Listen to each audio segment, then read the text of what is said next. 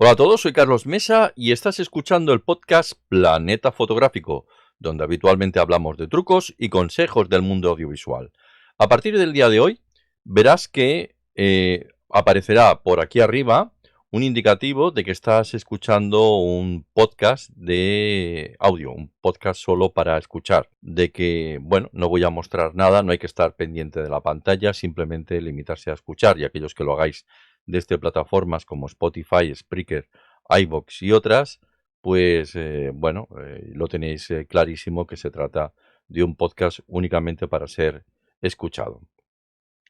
En el día de hoy tengo una pequeña sorpresa, porque este podcast va a ser dividido en dos partes, dado que vamos a mezclar lo que es fotografía con misterio. Y es que resulta que, para aquellos que no lo sepáis, yo soy periodista.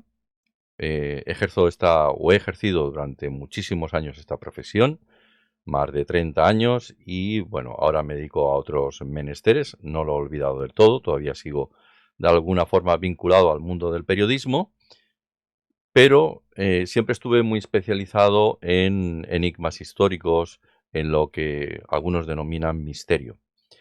Y he querido en este podcast mezclar ambas temáticas, las temáticas que a mí más me gustan. Por un lado, lo que es el misterio y por otro lado, lo que es la fotografía.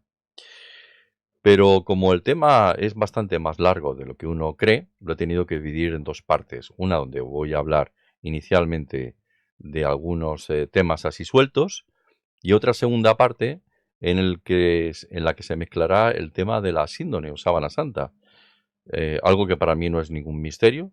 Yo lo tengo clarísimo, yo soy un hombre racional, soy un hombre de ciencia, como muchos fotógrafos, porque muchos fotógrafos yo creo que son gentes a las que le gusta la tecnología, gente de ciencia, pero bueno, sabemos todos que existe un mundo de creencias y que en ese mundo de creencias pues hay gente que por alguna razón que a veces me resulta un tanto dispar y no comparto, pues cree que esa famosa sábana santa de Turín es la que envolvió el cuerpo de Jesús.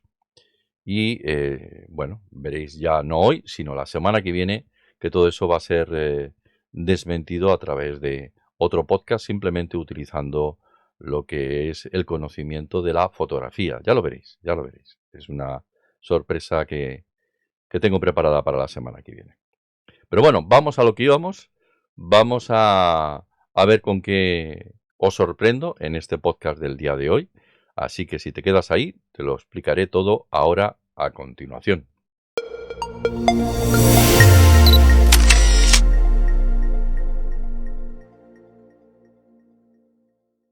Aquí comienza el podcast Planeta Fotográfico con Carlos Mesa. Si eres de los que te has quedado a escuchar este podcast, pues encantado. Y si además me estás viendo este YouTube, pues estaré repasando una serie de anotaciones que me he hecho aquí en la pantalla del ordenador y que después, más tarde, inclusive te daré referencias por si te apetece consultar estas fuentes de información, que muchas de ellas son realmente escritos míos, que luego te diré dónde se encuentran. Vamos a empezar por darle un repaso a ciertos de los grandes misterios que en muchas ocasiones vienen relacionados con este mundo de lo conspiranoico. Porque ¿cuántos de vosotros no habréis oído por ahí hablar de gente que no cree que estuviéramos o que fuéramos a la Luna, en la famosa misión Apolo, la del Apolo 11?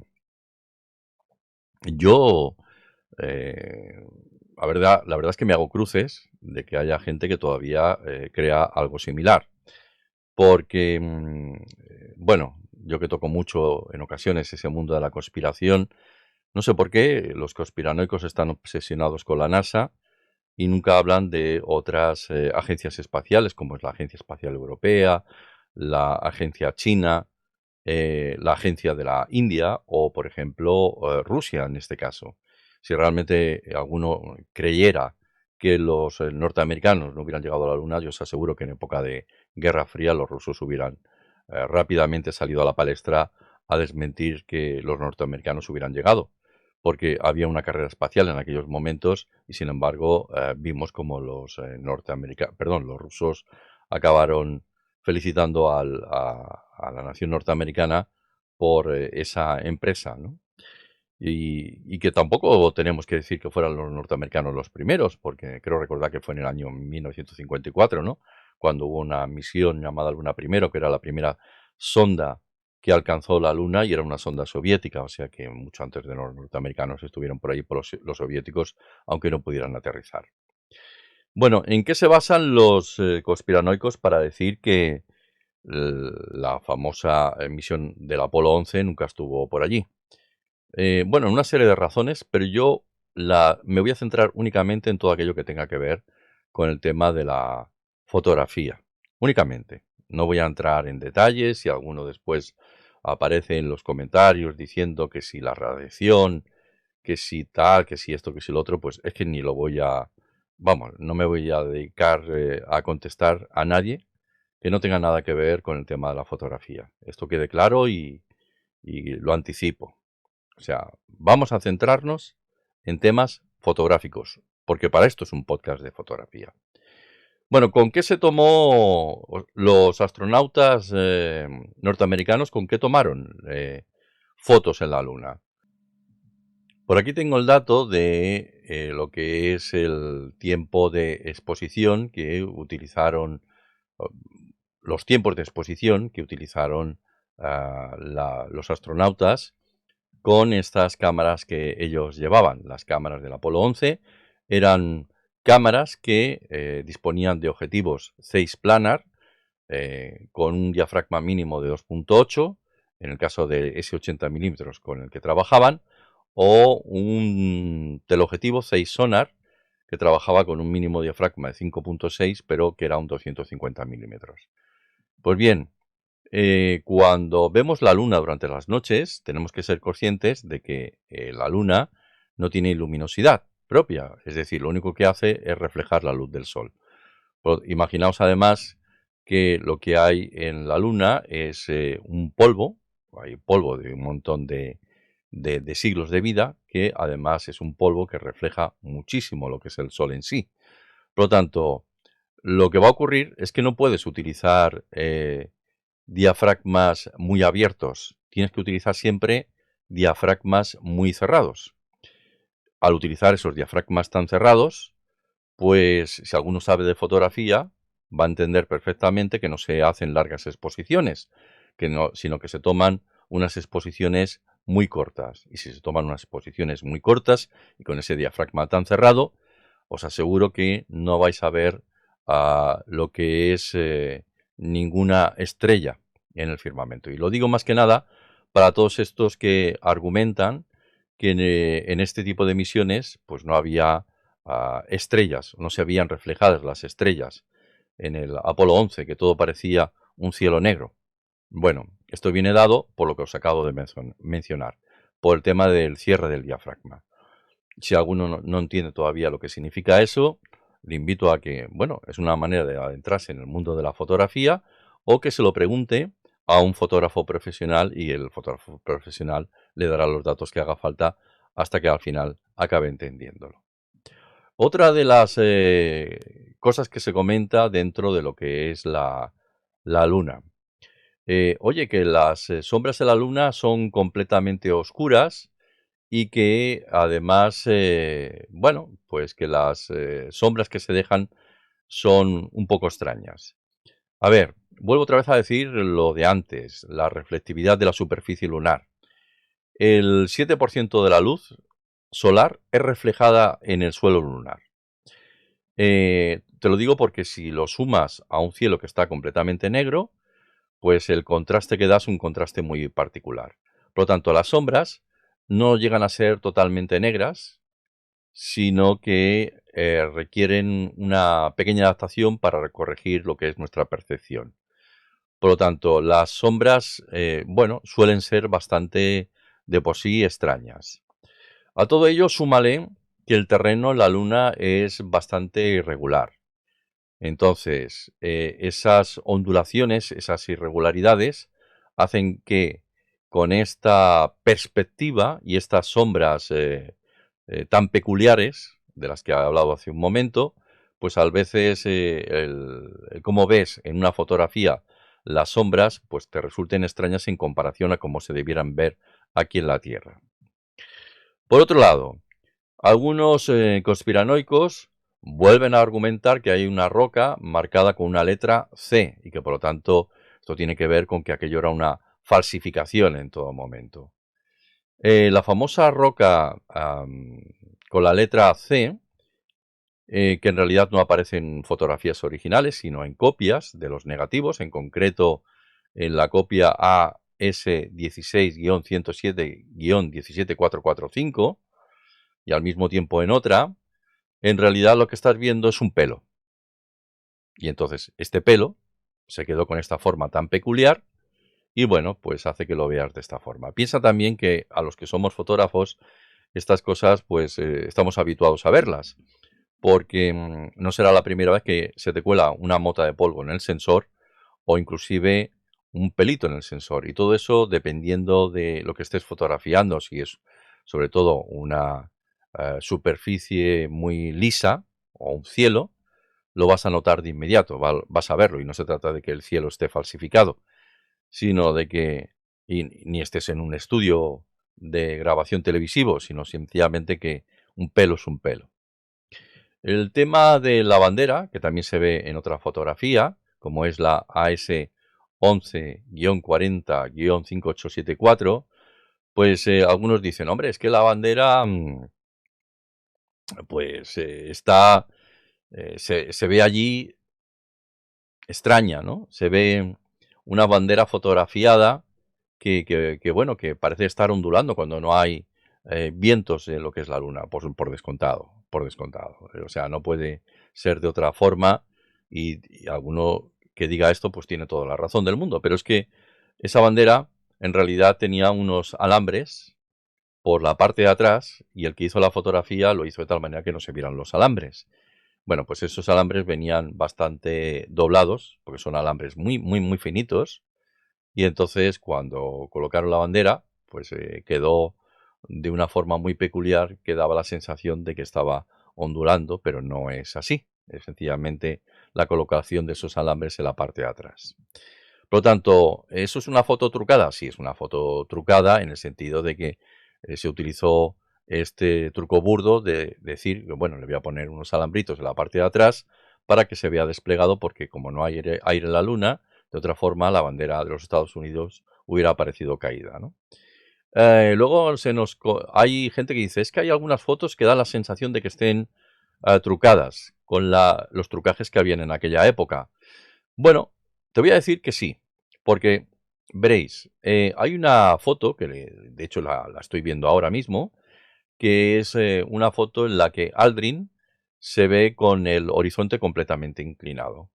Bueno, pues eso indica a las claras que lo que hizo la NASA es retocar la imagen original para que el horizonte estuviera completamente recto. Algo que también hacemos muchísimo los fotógrafos, que es enderezar lo que son las fotografías. Al mismo tiempo que las enderezaron, corrigieron lo que es el contraste y lo que es el balanceo de blancos, porque la foto original, el balanceo de blancos está excesivamente amarillento, y entonces al corregir el balanceo de blancos, pues la foto se nota evidentemente mejorada con respecto a lo que era la tecnología de carreté de aquella época, ¿no?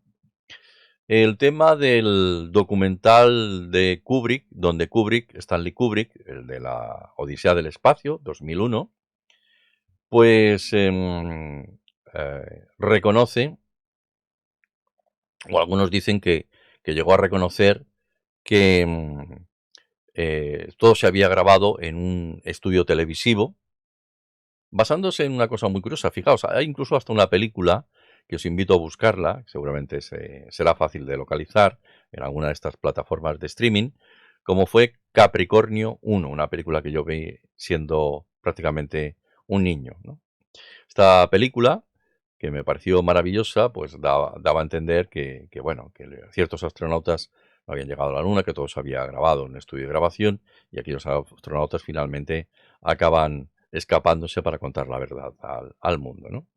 Todo esto fue inclusive documentado en un libro que se llamó Nunca fuimos a la luna, que se publicó en el año 1976, de un tal Bill Kaysing. Y bueno, era un libro donde recogía la hipótesis de todos estos supuestos fraudes.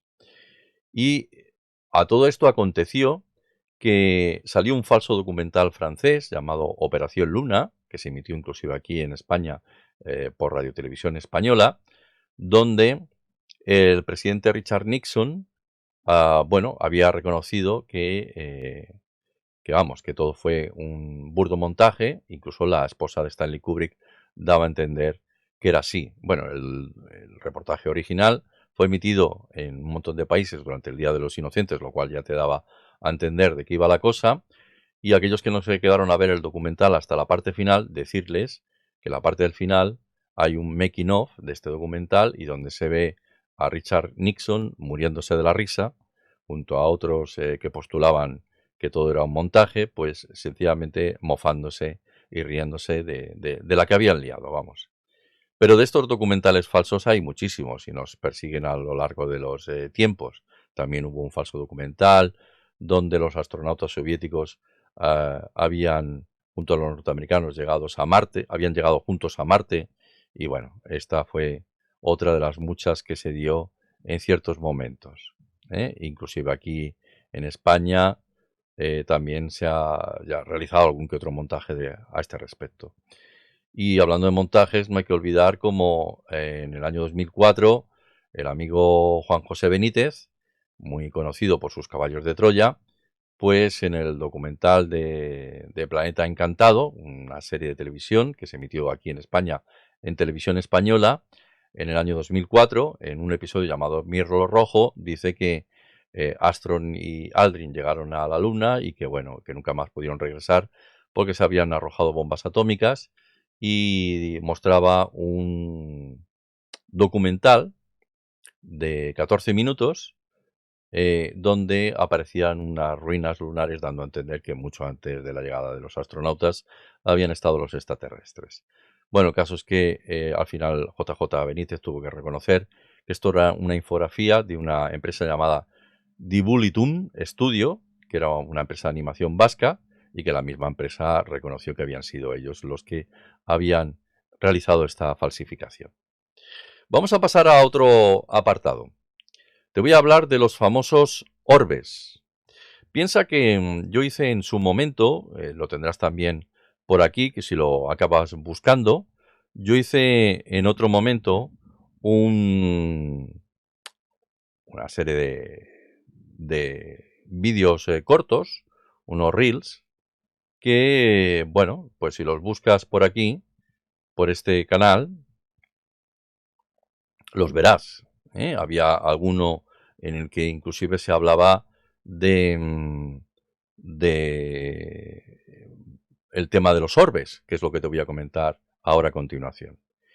Y bueno, entre otras cosas, también esto me sirve para explicarte por qué he vuelto a insistir en un vídeo como este, ¿no? Porque hay mucha gente que me dice, o me respondía en este vídeo vertical que realicé en su momento sobre el tema de los famosos orbes, que bueno, que no tengo ni idea, que patatín, que patatán, que ellos han visto estos orbes. Bueno, yo digo una cosa, vamos a ver, si es que os lo pongo muy fácil para aquellos que creáis en el tema de los orbes y me dejéis comentarios de este tipo. Si realmente vosotros habéis visto algo y tenéis grabado algo, bueno, pues ¿por qué no lo subís? ¿Por qué no nos ponéis un enlace para que el resto de los mortales podamos ver de qué estáis hablando? Simplemente nos decís a los que somos unos escépticos en estas cosas, pues bueno, pues que vosotros lo habéis visto, que vosotros tenéis un vídeo, tenéis una imagen, pero nunca ponéis ni ese vídeo ni esa imagen. Simplemente habláis, pero sin demostrar nada. Entonces hay una cosa que se llama la carga de la prueba, ¿no? Que se utiliza en el mundo jurídico. La carga de la prueba recae sobre aquel que realiza una manifestación extraordinaria. Por lo tanto, si alguien manifiesta algo, la carga de la prueba recae sobre esa persona, no recae sobre mí. Es decir, si tú dices que tú tienes un dato, una información o una foto, pues muéstrala. Es decir, tienes tú que demostrar.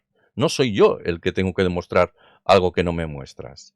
Bueno, dicho esto, para este mundo conspiranoico, una vez más, el término orbe es el nombre que se le da a unas anomalías visuales que aparecen en fotografías y en vídeos. También se les denomina artefactos. Y bueno, pues hay quien cree que esos artefactos, esa especie de lucecitas que aparecen en ciertas fotos, inclusive hasta en vídeos, ¿por qué no? Pues son energías. Y hay quien habla de la palabra energía como término genérico, que en muchas ocasiones supongo que esta aparición de orbes lo que quiere darnos a entender es que lo que está viendo allí pues es una manifestación de un fantasma o un alma.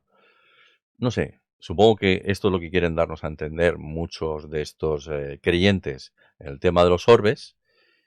Y bueno, en fin, hay quien, aunque os parezca algo extraño, cree en estas cosas, ¿no?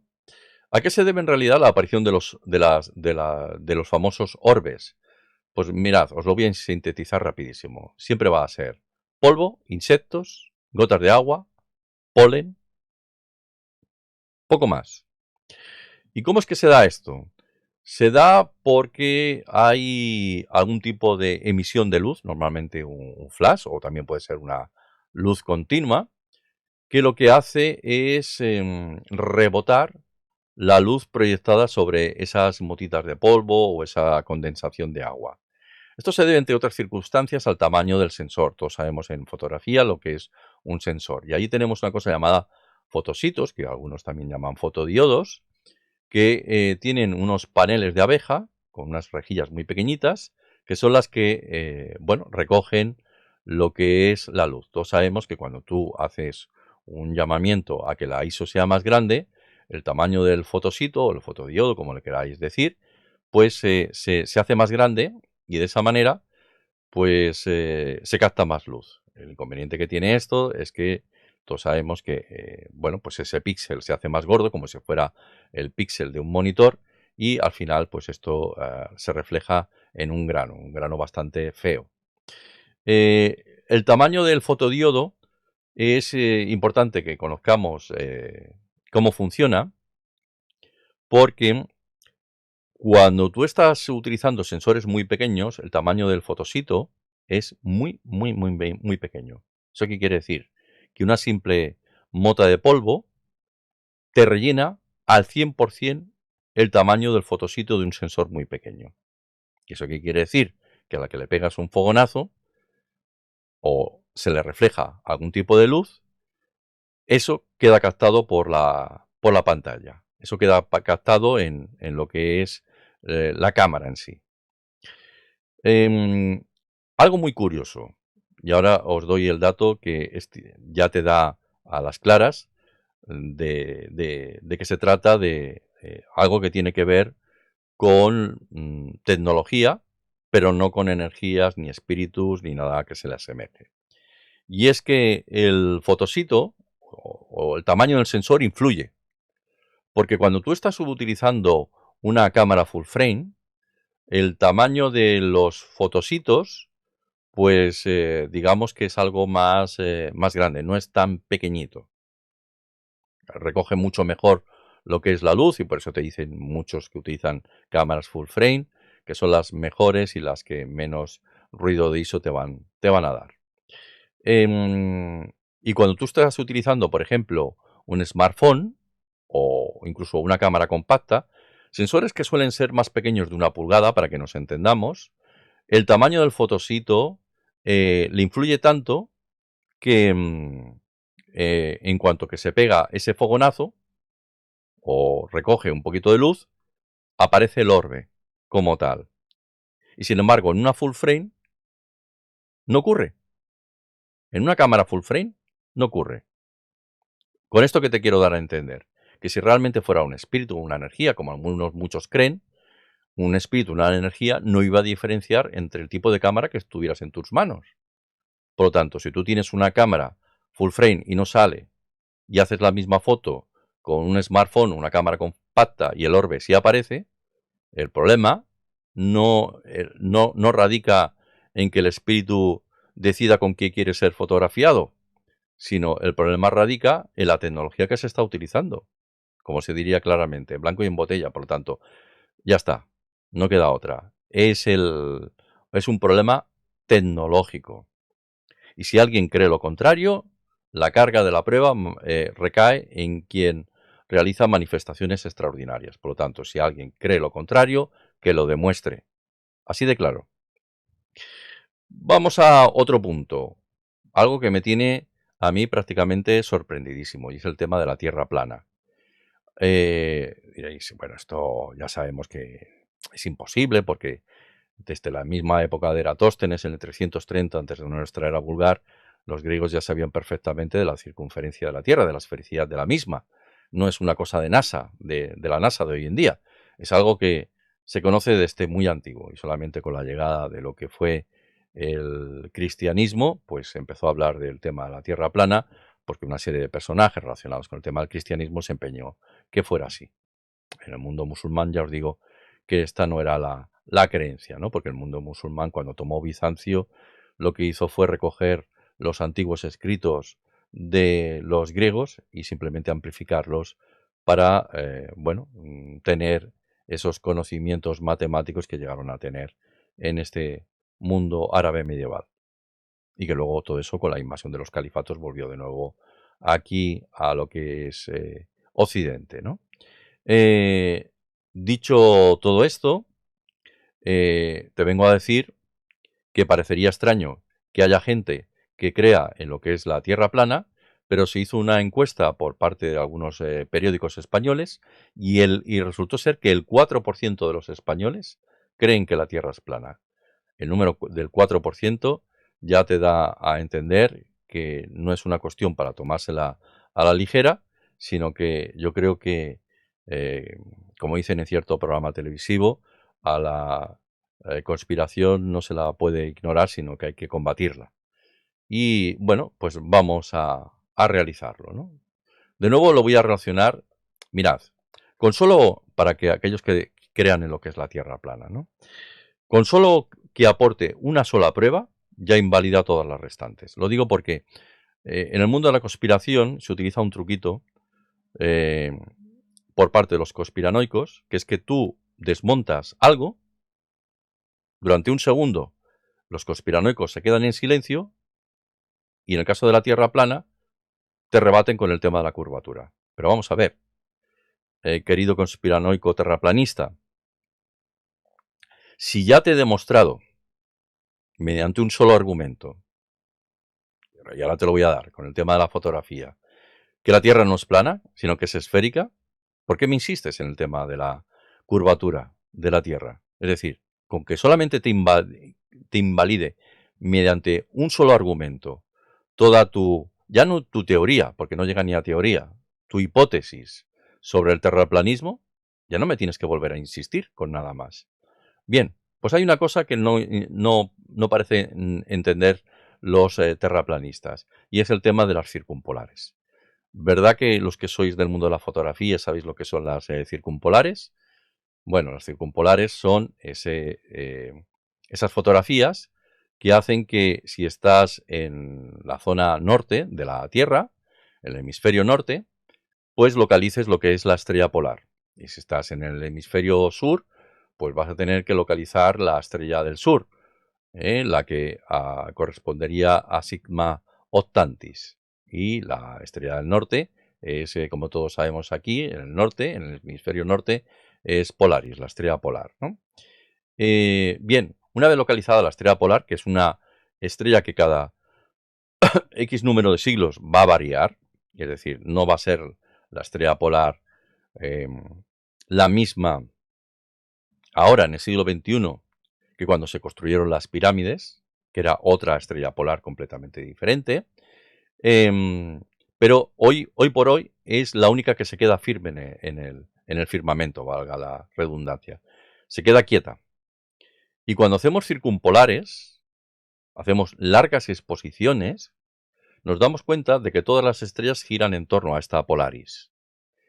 Bueno, pues es muy curioso porque lo que hacemos, los que nos gustan las circumpolares, es no hacemos una sola larga exposición, sino que vamos haciendo mediante un intervalómetro, pues una serie de pequeñas largas exposiciones que luego cogemos y las apilamos dentro de lo que es un programa de edición.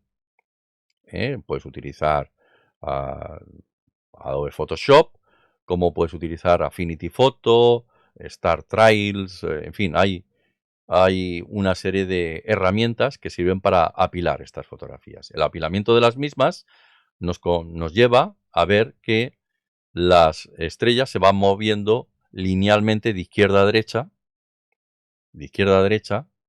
en lo que es el hemisferio norte, y nos demuestran que van todas girando en torno a lo que es la estrella polar.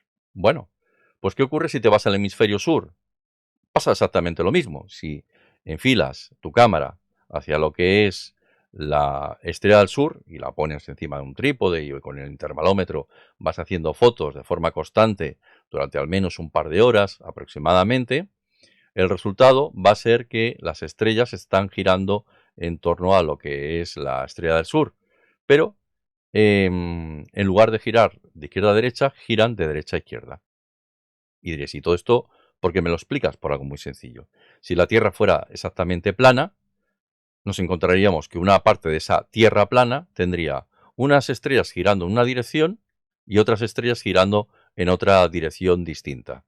Y entonces, esto es una auténtica aberración, porque si realmente su Tierra plana está girando sobre sí misma, como nos dan a entender, porque ellos no hablan de un cuadrado, ellos hablan de una especie de, los terraplanistas, de una especie de tierra plana que en realidad es un plato con una especie de muro de hielo donde dicen que no lo podemos sobrepasar y que eso es la Antártida, ¿no? Y que bueno, pues iría girando sobre sí mismo. Si va girando sobre sí mismo, ¿cómo es que hay unas estrellas que van en una dirección y otras que van en otra dirección?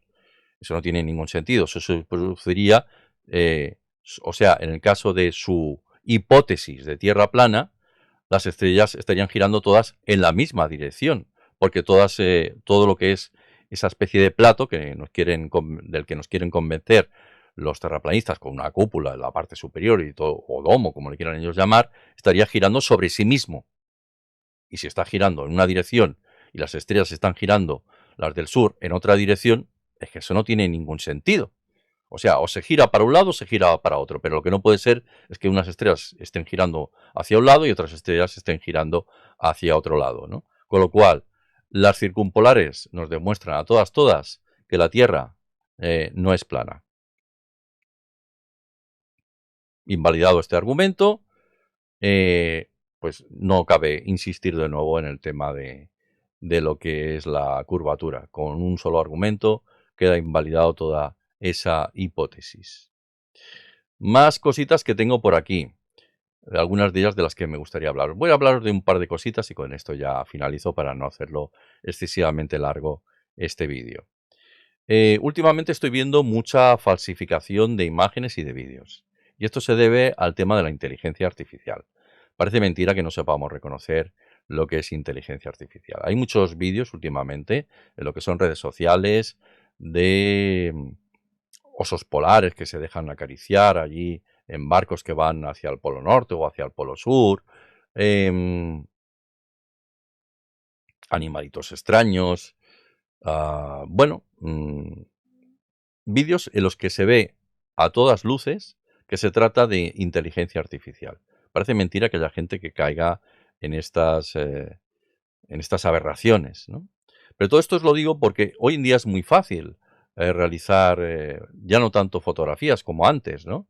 Sino vídeos con inteligencia artificial. Y si es tan sencillo y es tan fácil, os aseguro que es muy fácil colar platillos volantes, invasiones extraterrestres o inclusive a todos estos que les gusta el tema de la conspiración, como he visto en redes sociales, este tema de Tartaria, una civilización que dice que estaba en el siglo XVIII o que apareció en el siglo XVIII, en el 1700 y algo, que bueno, que con una serie de aparatos tecnológicos que hicieron que no, o nos dan a entender que todo aquello desapareció porque el hombre moderno ha querido que no supiéramos de la existencia de esas tecnologías en el pasado, que cada X tiempo se van haciendo unos retches en lo que son la historia y demás. Bueno, una auténtica, un auténtico disparate, ¿no? Porque todos esos vídeos de Tartaria, miradlos bien, o de esa civilización llamada Tartaria, de la cual es muy amigo, el que habla mucho de todo esto es un tal Carlas Torá, también conocido como Mr. Tartaria. Yo creo que muchos de vosotros ya sabéis de quién hablo, ¿no? Y que yo conozco además personalmente, he tenido la oportunidad de entrevistarlo dentro de estos mundos periodísticos. Pues, y no es mala persona, ya os lo digo. Lo que pasa es que, bueno, el chico entiendo que se tiene que ganar la vida de alguna manera. Ahora os explicaré una cosita al respecto. Y es que, bueno, el objetivo de toda esta charla o de esta parte de la charla era darte a entender que todos esos vídeos que estás encontrando sobre Tartaria o sobre extraterrestres y demás, se ve a las claras que se trata de falsificaciones, que se trata de vídeos y de fotografías, muchas de ellas realizadas con, nada, con simples aplicaciones de inteligencia artificial que todos tenemos a nuestra disposición en Internet. Y es que te vengo a decir una cosa para que la tengas en consideración. Y es que hay muchos canales del mundo de la conspiración por una sencilla razón. Porque hay mucho, y sobre todo canales de YouTube. Yo estoy en YouTube ahora mismo. Y podría haber optado por lo fácil, haber hecho, si realmente no tuviera una ética personal, para bien o para mal, pues la tengo, y que no me permite esta ética hacer o tomar ciertas acciones. Por ejemplo, yo podría haber optado por lo fácil, haber creado un canal de conspiración y ponerme a hablar de auténticas barbaridades y disparates, y probablemente en menos de 2 años hubiera obtenido quizá un número de 100.000 o 200.000 suscriptores. Todo eso te reporta a final de mes un dinerito. Y un dinerito que no te lo has tenido que trabajar mucho, que lo único que tienes que saber es cuál es el disparate que se te ocurre esta semana, o tener una imaginación sorprendente, y después saber editar de una forma correcta y tener una buena dicción, ser un buen orador. Y los hay, y muy buenos, la verdad. Y sobre todo dentro de este mundo de la conspiración. Ahí está José Luis Camacho, David Parcerisa, gente muy buena orando en estos mundos de la conspiración, ¿no? Pero claro, si abres un canal de fotografía y audiovisual como el que estás viendo ahora, yo te aseguro que te vas a pasar 2 años y, bueno, ya habéis visto que el número de suscriptores ahora mismo es de 10.000. Pero es que le cuesta mucho subir. ¿Por qué? Porque el círculo de interesados en el mundo audiovisual es muy reducido. Sin embargo, la gente que quiere consumir productos sencillos, productos fáciles y divertirte un rato, aunque no te guste la conspiración, simplemente lo ves, se ríe un poquito y, oye, pues en 2 años, como te digo, puedes estar en torno a los 100.000, 200.000 suscriptores. Y esto va a dejarte un dinerito a final de mes, un dinerito que no es lo mismo como el de este servidor, que con 10.000 suscriptores no te llega ni para pipas. A lo mejor te pueden dar 40 euritos al mes, ya os lo digo yo, un poco más. Y sin embargo, pues con 200.000 suscriptores, o inclusive más, como algunos de estos conspiranoicos llegan a casi 1 millón de suscriptores, pues o se van a encontrar con 2.000 o 3.000 euros a final de mes, sin tener que levantarse temprano por las mañanas para ir a trabajar, simplemente levantándose a la hora que les convenga o les dé la gana, buscando un guión para esa semana, utilizando mucho lo que es la imaginación y, bueno, sentándose en un sofá sin tener que cansarse absolutamente nada, diciendo auténticos disparates y viendo que llegas al final de mes y llegas holgado, llegas bien, ¿no? Así que ahora ya podéis entender por qué hay tanto canal dedicado precisamente a este mundo de la conspiración, porque realmente esto deja un dinerito y un dinerito muy fácil de obtener. Bueno, me queda una cosita más para explicaros. En otro de estos vídeos verticales que realicé tanto para YouTube como para mi perfil de Instagram, se hablaba de que, bueno, en este mundo de la conspiración hay quien veía que Paul McCartney había fallecido hacia los años 60 y que había sido reemplazado por un doble, y daba como argumentos el hecho de que el rostro de Paul McCartney, el actual, no coincide con el rostro del Paul McCartney de sus comienzos. Bueno, hay dos cosas que hay que entender. La primera, evidentemente, todos vamos envejeciendo y nuestros rostros van cambiando. Esa sería la primera cosa que quizá deberíamos hacernos entender, ¿no? El hecho de que, bueno, si os miráis lo que es vuestra nariz y vuestros lóbulos de las orejas, veréis que si los podéis comparar, y como es mi caso, ya tengo 50 y tantos años, me los comparo con cuando yo tenía 20, pues como que todo era mucho más pequeñito cuando tenía 20 años.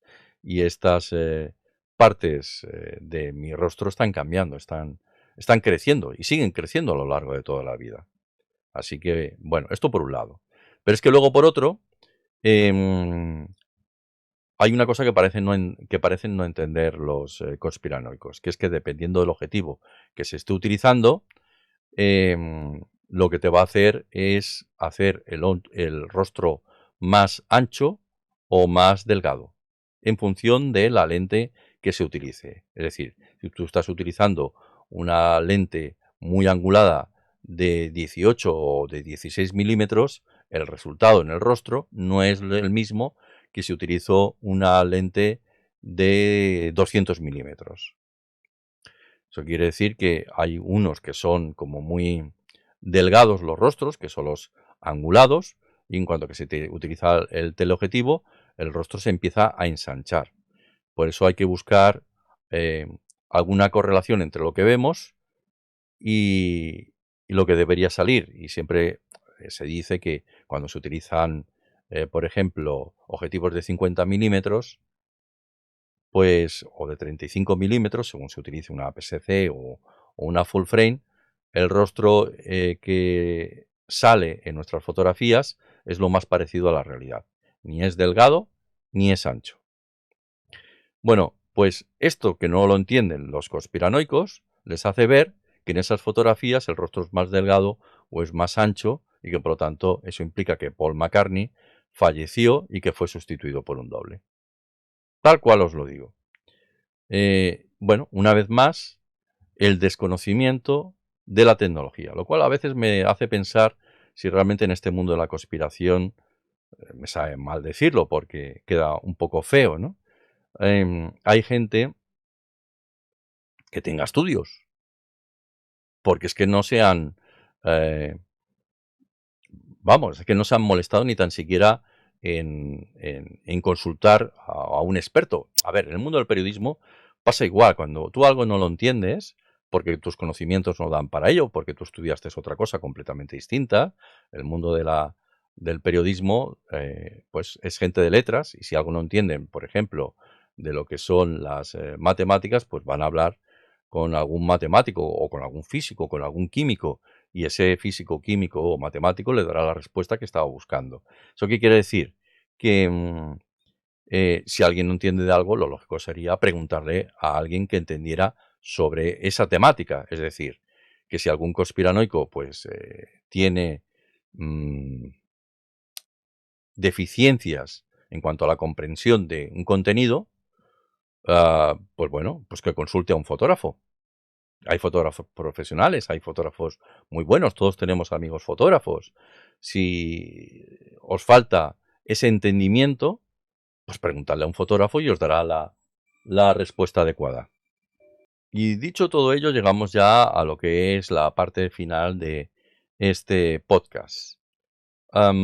Y es que, bueno, he hecho un repaso rápido sobre la relación entre ese mundo del misterio, que muchas veces tiene que ver, pues como ya habéis visto, con lo que es la conspiración. Yo soy muy partidario, a mí lo que realmente más me gustan son los enigmas históricos, pero bueno, hay gente que te lo mete todo en el mismo saco, habla de misterios y te está hablando de conspiración o de otras historias, ¿no? Hay otras historias que yo particularmente tampoco comparto, aunque me haya interesado todos estos mundos del misterio. Como digo, yo soy muy racional y a mí lo que particularmente me gusta es, bueno, aparte de la fotografía, como ya veis, no solamente como hobby, sino para una dedicación profesional, pues a mí lo que me gusta es la historia. Y sí, me encantan los enigmas históricos, pero más allá de eso es muy raro que yo entre en otros círculos, ¿no? Pero he intentado pues darle solución a algunos de los temas más recurrentes dentro de este mundo del misterio y de la conspiración. Y me he dejado uno, y ese uno ya será, como digo, la semana que viene. Porque la semana que viene hablaremos de un tema que a mí particularmente me encanta, como es la sábana santa y el mundo de la fotografía. Y os doy un pequeño avance. Así estáis pendientes para la semana que viene. Hay quien cree que la fotografía se inventó realmente en el siglo XIX. Es así, pero llevamos con avances relacionados con las ópticas desde hace un montón de siglos. Pero muchos más de los que os creéis. Y esos avances en las ópticas han permitido que inclusive en lo que es la historia del arte hubieran habido pintores que utilizaran algo llamado cámaras oscuras para dar, como en el caso de Canaletto, para hacer unas obras de arte magníficas, muy cercanas a lo que hoy en día se llama la hiperrealidad, ese tipo de pintura tan especial. Y bueno, todo esto ya lo veréis, tiene mucho que ver con el tema de la sábana santa, porque la sábana santa utiliza principios ópticos muy relacionados con el tema de la fotografía. La semana que viene os daré los detalles oportunos. Bien, llegados a esta parte del final, eh, vuelvo a insistiros en que, bueno, todo este podcast lo he hecho con la mayor de las humildades, de verdad, que os lo digo muy sinceramente. Yo no quiero ofender a nadie, si he ofendido a alguien, pido disculpas por anticipado, no era mi intención. Espero que nadie se haya sentido ofendido, pero bueno, lo que he querido aclarar es que desde el punto de vista de lo que es ya no tanto la ciencia, bueno, sí, la ciencia de la fotografía, se puede dar respuesta a muchas de las cuestiones relacionadas con lo que se denominan los misterios, ¿no? Y bueno, esa ha sido la única pretensión en este podcast, sin ánimo de ofender a nadie en particular. Dicho lo cual, te invito a que te suscribas a este canal, si no lo has hecho ya, y si ves que ha sido el tema de tu interés, pues dale un me gusta, que es una manera de recompensar a los que hacemos estos contenidos, pues por el esfuerzo que le vamos dedicando todas las semanas. Por mi parte nada más, te vuelvo a emplazar a la semana que viene. Hasta pronto. Finalizamos este podcast de la Asociación Fotográfica Planeta Insólito.